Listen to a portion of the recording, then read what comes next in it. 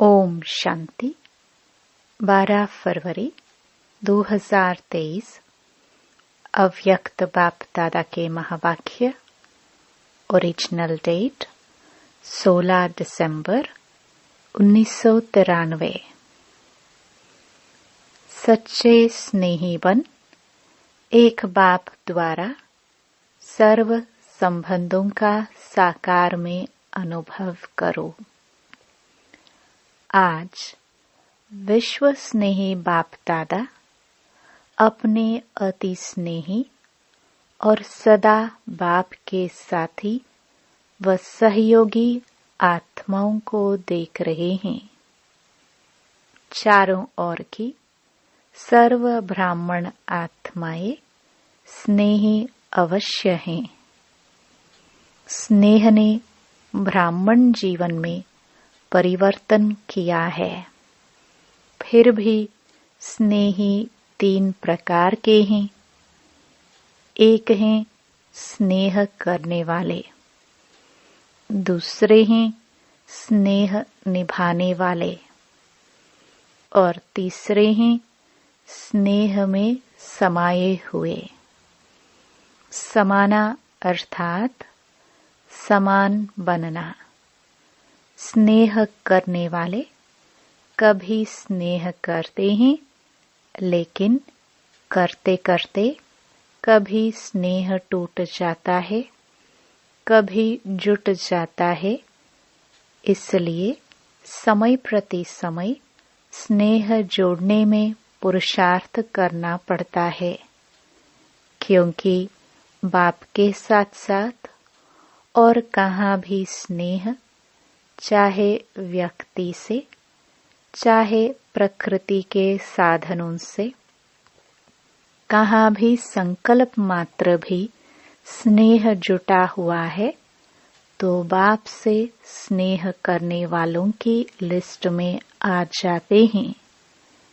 स्नेह की निशानी है बिना कोई मेहनत के स्नेही के तरफ स्नेह स्वतः ही जाता है। स्नेह करने वाली आत्मा का हर समय, हर स्थिति, हर परिस्थिति में आधार अनुभव होता है। अगर साधनों से स्नेह है तो उस समय बाप से भी ज्यादा साधन का आधार अर्थात सहारा अनुभव होता है। उस समय उस आत्मा के संकल्प में बाप का स्नेह याद भी आता है।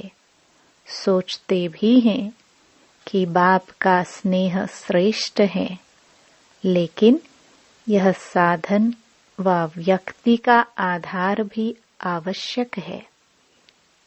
इसलिए दोनों तरफ स्नेह अधूरा हो जाता है और बार बार स्नेह जोड़ना पड़ता है। एक बल, एक भरोसे के बजाय दूसरा भी भरोसा साथ साथ आवश्यक लगता है। इसलिए बाप के स्नेह द्वारा जो सर्व प्राप्ति का अनुभव हो, उसके बजाय दूसरे सहारे द्वारा अल्पकाल की प्राप्ति अपने तरफ आकर्षित कर लेती है। इतना आकर्षित करती है जो उसी को ही आवश्यक समझने लगते हैं। लगाव नहीं समझते, लेकिन सहारा समझते हैं। इसको कहा जाता है स्नेह करने वाले।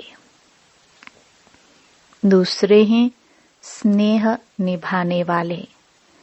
स्नेह करने के साथ साथ निभाने की भी शक्ति है। निभाना अर्थात स्नेह का रिस्पॉन्स देना, रिटर्न देना।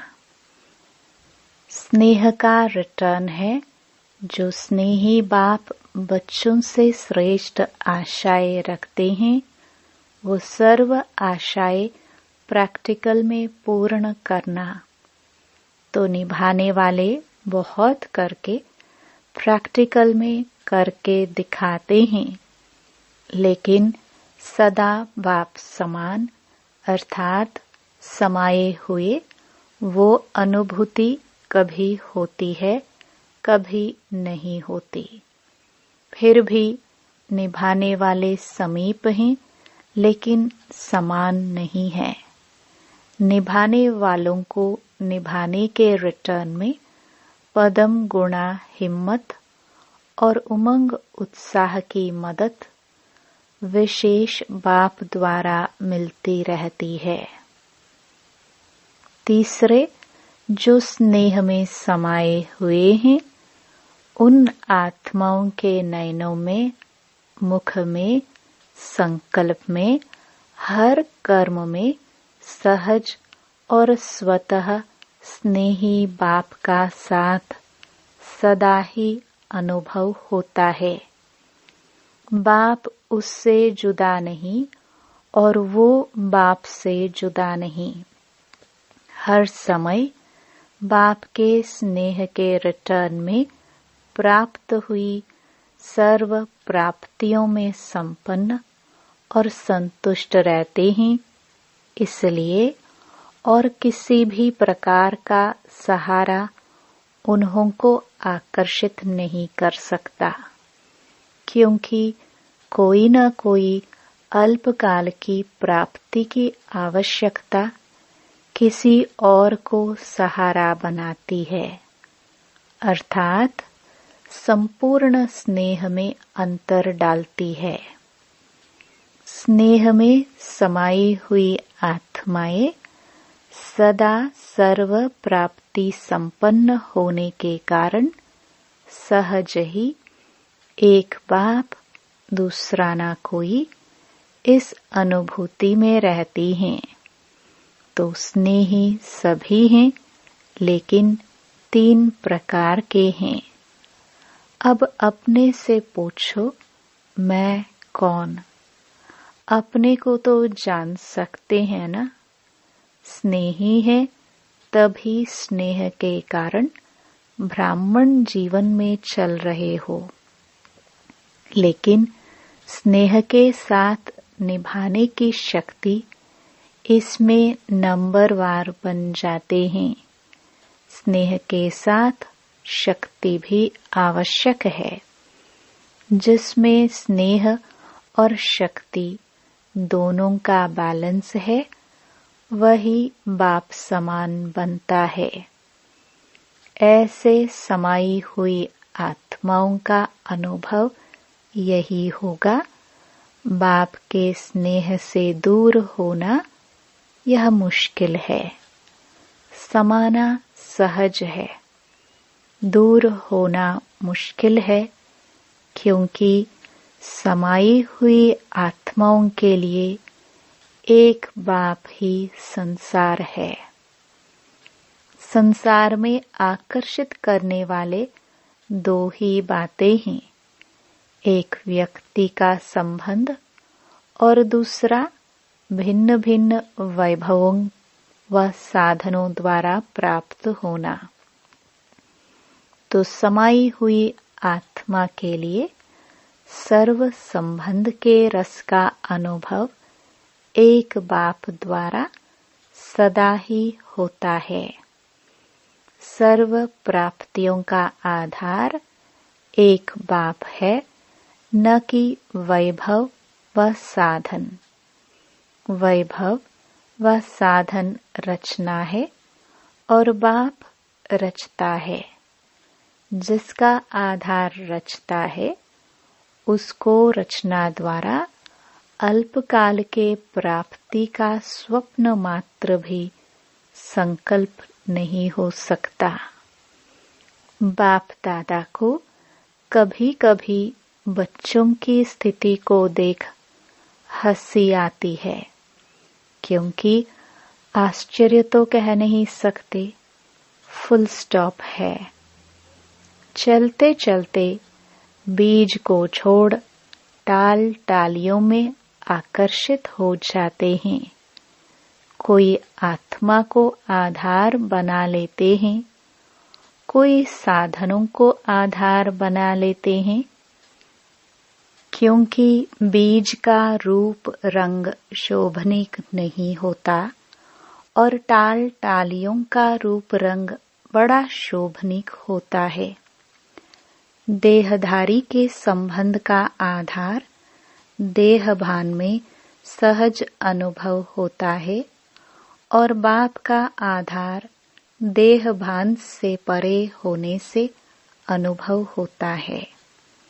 देह भान में आने की आदत तो है ही, ना चाहते भी हो सकते हैं, इसलिए देहधारी के संबंध का आधार व सहारा सहज अनुभव होता है। समझते भी हैं कि ये ठीक नहीं है, फिर भी सहारा बना लेते हैं। बाप दादा देख देख मुस्कुराते रहते हैं। उस समय की स्थिति हंसाने वाली होती है। जैसे आप लोग क्लासेस में व भाषणों में एक तोते की कहानी सुनाते हो। उसको मना किया कि नलके पर नहीं बैठो, लेकिन वो नलके पर बैठ करके बोल रहा था। ऐसे बच्चे भी उस समय मन में अपने आप से एक तरफ यही सोचते रहते कि एक बाप दूसरा ना कोई, बार बार अपने आप से रिपीट भी करते रहते, लेकिन साथ साथ फिर यह भी सोचते कि स्थूल में तो सहारा चाहिए। तो उस समय हंसी आएगी ना, और उस समय फिर माया चांस लेती है।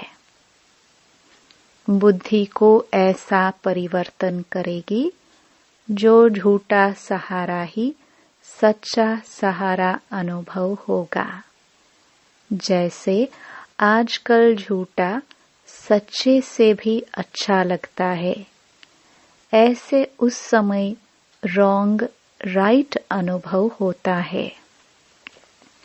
और वो रॉन्ग बात, झूठा सहारा, उसको पक्का करने के लिए व झूठ को सच्चा साबित करने के लिए, जैसे कोई भी कमजोर स्थान होता है तो उसको मजबूत करने के लिए पिलर्स लगाए जाते हैं, तो माया भी कमजोर संकल्प को मजबूत बनाने के लिए बहुत रॉयल पिलर्स लगाती है। क्या पिलर लगाती है? माया यही संकल्प देती है कि ऐसा तो होता ही है। कई बड़े बड़े भी ऐसे ही करते हैं, ऐसे ही चलते हैं, या कहते अभी तो पुरुषार्थी ही है, संपूर्ण तो हुए नहीं हैं, तो जरूर अभी कोई न कोई कमी रहेगी ही, आगे चल संपूर्ण बन जाएंगे। ऐसे ऐसे व्यर्थ संकल्प रूपी पिलर्स कमजोरी को मजबूत कर देते हैं। तो ऐसे पिलर का आधार नहीं लेना। समय आने पर यह आर्टिफिशियल पिलर धोखा दे देते हैं। सर्व संबंधों का सहारा एक बाप सदा रहे, यह अनुभव कम करते हो। इस सर्व संबंधों के अनुभव को बढ़ाओ। सर्व संबंधों की अनुभूति कम होने के कारण कहीं न कहीं अल्पकाल का संबंध जुट जाता है। स्थूल जीवन में भी स्थूल रूप का सहारा व हर परिस्थिति में स्थूल रूप का सहयोग देने वाला सहारा बाप है। यह अनुभव और बढ़ाओ। ऐसे नहीं कि बाप तो है ही सूक्ष्म में सहयोग देने वाला निराकार है, आकार है, साकार तो है नहीं, लेकिन हर संबंध को साकार रूप में अनुभव कर सकते हो। साकार स्वरूप में साथ का अनुभव कर सकते हो। इस अनुभूति को गहराई से समझो और स्वयं को इसमें मजबूत करो, तो व्यक्ति, वैभव व साधन अपने तरफ आकर्षित नहीं करेंगे। साधनों को निमित्त मात्र कार्य में लाना व साक्षी हो सेवा प्रति कार्य में लगाना, ऐसी अनुभूति को बढ़ाओ। सहारा नहीं बनाओ, निमित्त मात्र हो।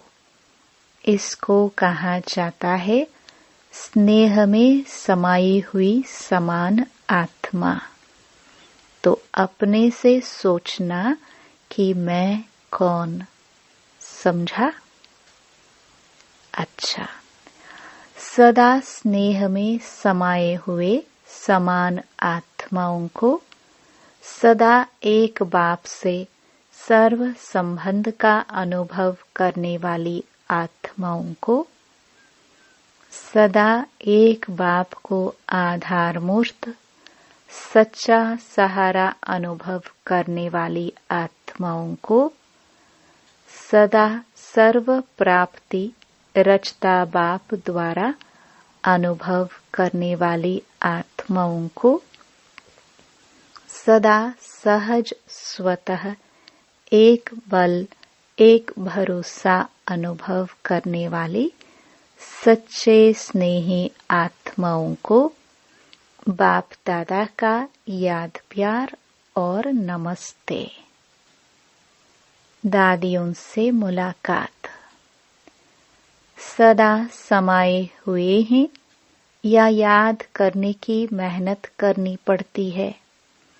सिवाय एक बाप के और कोई दिखाई नहीं देता। जब कहानियां सुनते हो तो हंसी आती है ना? कहानी जब तक चलती है तब तक समझ में नहीं आती, और जब कहानी समाप्त होती है तो सोचते हैं यह क्या हुआ, मैं थी या और कोई था? ऐसे भी सोचते हैं, क्योंकि उस समय परवश होते हैं ना। तो परवश को अपना होश नहीं होता है। जब अपना होश आता है तो फिर आगे बढ़ने का जोश भी आता है। अच्छा, संगठन बढ़ता जा रहा है और बढ़ता ही रहेगा, और आप निमित्त आत्माएं यह सब खेल देख हर्षित होते रहते हो। अभी चल रहे हैं, कोई चल रहा है, कोई उड़ रहा है, और आप लोग क्या करते हो? उड़ते उड़ते साथ में औरों को भी उड़ा रहे हो, क्योंकि रहमदिल बाप के रहमदिल आत्माएं बन गए तो रहम आता है ना। घृणा नहीं आती, लेकिन रहम आता है, और यह रहम ही दिल के प्यार का काम करता है। अच्छा, जो भी चल रहा है अच्छे ते अच्छा चल रहा है। अथक बन सेवा कर रहे हैं ना। निमित्त आत्माओं के अथकपन को देख सब में उमंग आता है ना। अव्यक्त बाप दादा की पर्सनल मुलाकात। साधारणता को समाप्त कर विशेषता के संस्कार नेचुरल और नेचर बनाओ। अपने को सदा संगम युग के रूहानी मौजों में रहने वाले अनुभव करते हो। मौजों में रहते हो वह कभी मौज में, कभी मूंझते भी हो या सदा मौज में रहते हो, क्या हाल चाल है? कभी कोई ऐसी परिस्थिति आ जाए व ऐसी कोई परीक्षा आ जाए तो मूंझते हो थोड़े टाइम के लिए, और उस थोड़े टाइम में अगर आपको काल आ जाए तो फिर क्या होगा? अकाले मृत्यु का तो समय है ना। तो थोड़ा समय भी अगर मौज के बजाय मूंझते हैं और उस समय अंतिम घड़ी हो जाए तो अंतमति सोगति क्या होगी? इसलिए सुनते रहते हो ना, सदा एवर रेडी। एवर रेडी का मतलब क्या है? क्या हर घड़ी ऐसे एवर रेडी हो? कोई भी समस्या संपूर्ण बनने में विघ्न रूप नहीं बने। अंत अच्छी तो भविष्य आदि भी अच्छा होता है। तो एवर रेडी का पाठ इसलिए पढ़ाया जा रहा है। ऐसे नहीं सोचो कि थोड़ा समय होता है, लेकिन थोड़ा समय भी 1 सेकंड भी धोखा दे सकता है। वैसे सोचते हैं ज्यादा टाइम नहीं चलता, ऐसा 2-4 मिनट चलता है, लेकिन 1 सेकंड भी धोखा देने वाला हो सकता है। तो मिनट की तो बात ही नहीं सोचो, क्योंकि सबसे वैल्यूएबल आत्माएं हो, अमूल्य हो। अमूल्य आत्माओं का कोई दुनिया वालों से मूल्य नहीं कर सकते। दुनिया वाले तो आप सबको साधारण समझेंगे, लेकिन आप साधारण नहीं हो, विशेष आत्माएं हो। विशेष आत्मा का अर्थ ही है जो भी कर्म करे, जो भी संकल्प करे, जो भी बोल बोले, वो हर बोल और हर संकल्प विशेष हैं, साधारण नहीं हो। समय भी साधारण रीति से नहीं जाए, हर सेकंड और हर संकल्प विशेष हो।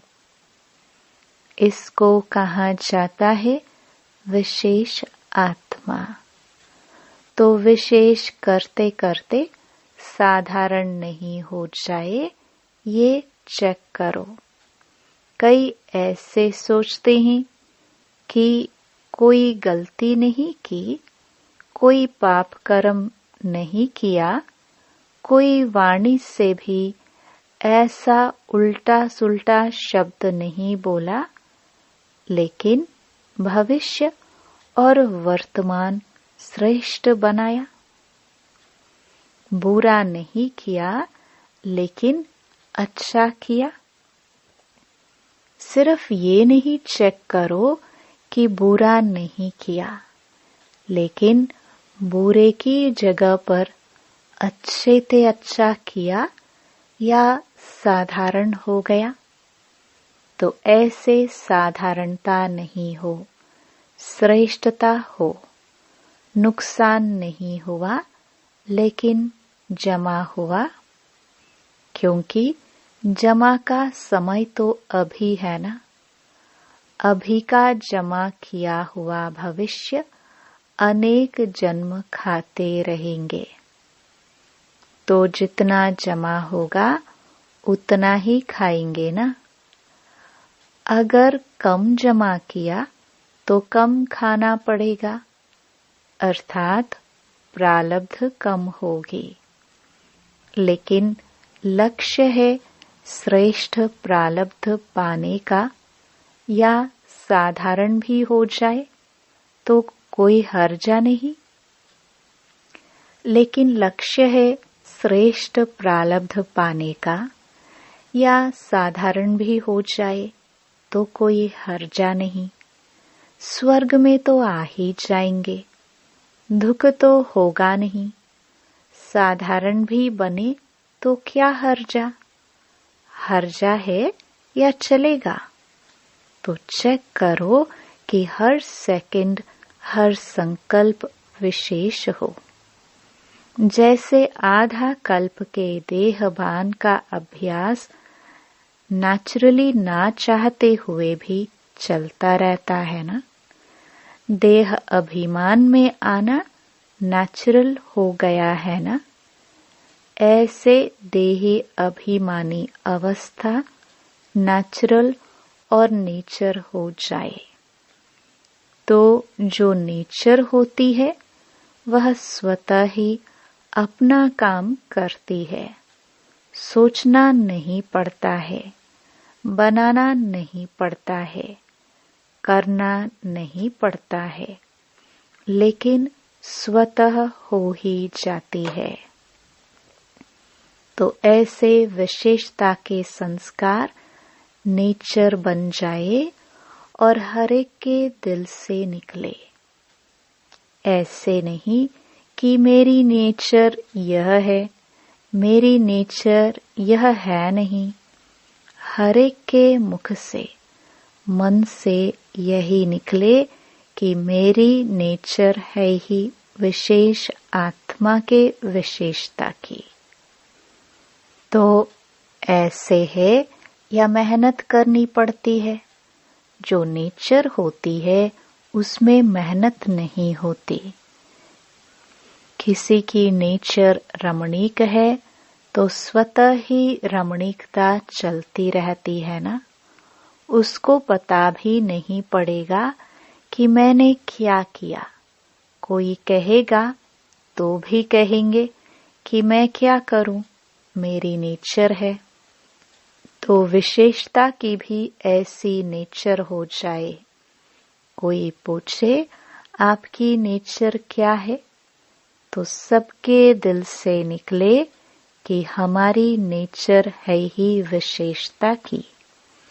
साधारण कर्म की समाप्ति हो गई, क्योंकि मरजीवा हो गए ना, तो साधारणता से मर गए।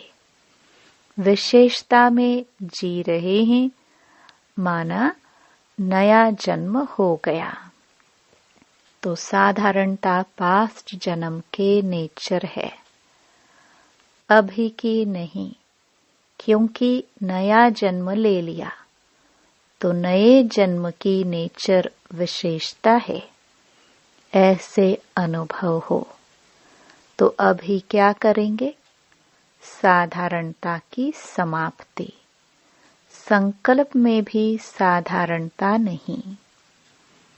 माताएं मौज में रहती हो, कितना भी कोई मुंझाने की कोशिश करे, लेकिन आप मौज में रहो। मुंझाने वाला मूंझ जाए, लेकिन आप नहीं मूंझो, क्योंकि अज्ञानियों का काम है मुंझाना और ज्ञानियों का काम है मौज में रहना। तो वो अपना काम करे और आप अपना काम करो। सदा मौज का अनुभव करो, तब तो फलक से कह सकेंगे। होंगे तब ही तो कह सकेंगे ना। जो होगा नहीं तो कह भी नहीं सकता। चैलेंज कर सकते हो, हम मूंझने वाले नहीं हैं, क्योंकि विशेष आत्माएं हैं। क्या याद रखेंगे? मौज में रहने वाली विशेष आत्मा है। ऐसी हिम्मत वाले हो ना। हिम्मत वालों को मदद स्वतः ही मिलती है। अच्छा, वरदान। सहज विधि द्वारा विधाता को अपना बनाने वाले सर्व भाग्य के खजानों से भरपूर भव। भाग्य विधाता को अपना बनाने की विधि है बाप और दादा दोनों के साथ संबंध। कई बच्चे कहते हैं हमारा तो डायरेक्ट निराकार से कनेक्शन है, साकार ने भी तो निराकार से पाया, हम भी उनसे सब कुछ पालेंगे। लेकिन यह खंडित चाबी है, सिवाय ब्रह्मा कुमार कुमारी बनने के भाग्य बन नहीं सकता। साकार के बिना सर्व भाग्य के भंडारे का मालिक बन नहीं सकते, क्योंकि भाग्य विधाता भाग्य बांटते ही हैं ब्रह्मा द्वारा। तो विधि को जानकर सर्व भाग्य के खजानों से भरपूर बनो। स्लोगन। स्वयं से, सेवा से, सर्व से संतुष्टता का सर्टिफिकेट लो, तब सिद्धि स्वरूप बनेंगे। ओम शांति।